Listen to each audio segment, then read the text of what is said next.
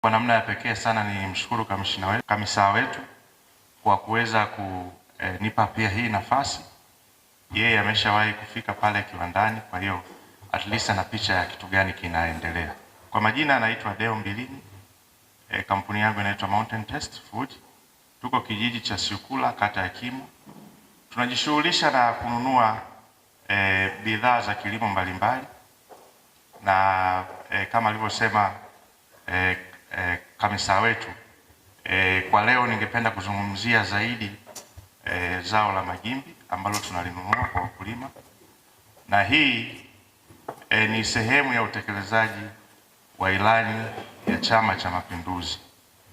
Na nakumbuka Mheshimiwa Rais mama yetu Samia alipokuja kufanya kampeni hapa Rungwe, alituhamasisha sana kwenye kuendeleza na kuhakikisha tunaongeza thamani ya mazao yetu, ikiwemo kujenga vyumba vya ubaridi.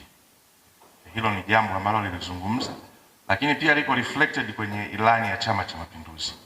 Kwa hiyo kampuni yangu tuliweza kufanya jitihada ya kutafuta masoko ya mazao mbalimbali, lakini moja ya zao ambalo lilikuwa limezoeleka kuuzwa aidha kwenye mikoa jirani au wilaya jirani au Dar es Salaam, ikienda mbali sana ni Zanzibar na Komoro, lakini sisi tumeweza kupata soko kubwa ambalo pia liko very stable.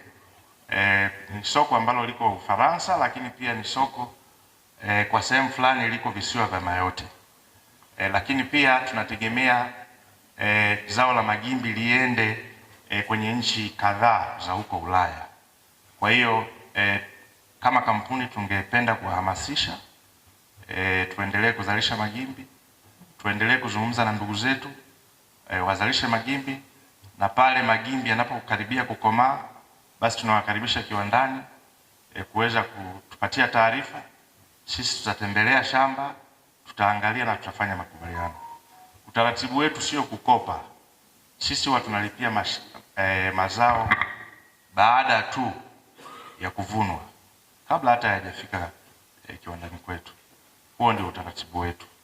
Lakini pia tumekuwa tunaomba sana wakulima tuingie kwenye utaratibu wa kupima mazao kwa kilo badala ya kupima mazao kwa maloba, kwa sababu tunapopima mazao kwa maloba mkulima anaweza kapata hasara au sisi tukapata hasara. Sio zile mbuje. Uganda. Swali lilikuwa nzuri sana. Yes. Yes. Aha, kakaangu hapa amenisaisha, amesema inatakiwa tu tunaita Kilombero sio Uganda. Asante sana. Lakini pia kwenye haya magimbi tunanunua magimbi yenye kuanzia gramu 300 kwenda juu, kwa maana kwenye kilo moja yawe at least 3, lakini yasiwe magimbi ambayo yamejeruhiwa, yasiwe na vidonda, kwa sababu yanakoenda hayataweza kufika yakiwa na ubora. Lakini pia yasiwe yamekatwa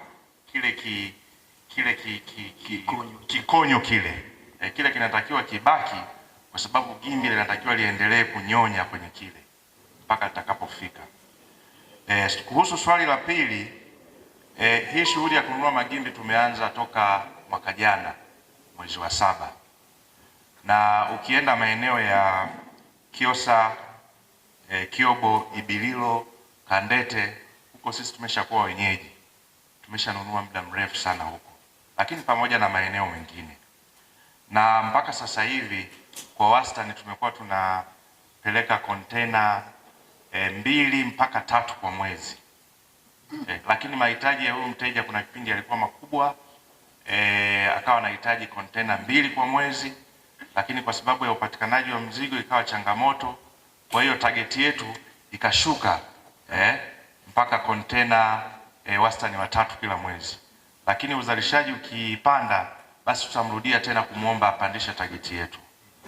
Na kuhusu bei ya magimbi, nilizungumza hapa mara ya kwanza kujaribu kuomba wakulima tu tunanunua kwa kilo, kwa sababu bei zinakuwa hazieleweki, inakuwa sio biashara iliyonyooka. Wakati sisi kule tunauza kwa kilo, basi ni vizuri pia huku tukawa tunanunua kwa kilo, lakini kwa wastani kwa wastani kilo moja inacheza kati ya shilingi 900 mpaka 1100. Sasa mimi nishukuru sana, umetuletea yule mdau wa magimbi, zao ambalo sisi tulianza kulidharau. Ni zao la asili hapa kwetu Rungwe, lakini tulianza kulidharau. Hata watoto wetu hawali magimbi. Yaani mtu anakushangaa unapomwonyesha magimbi. Niwaombe, hiyo ni fursa.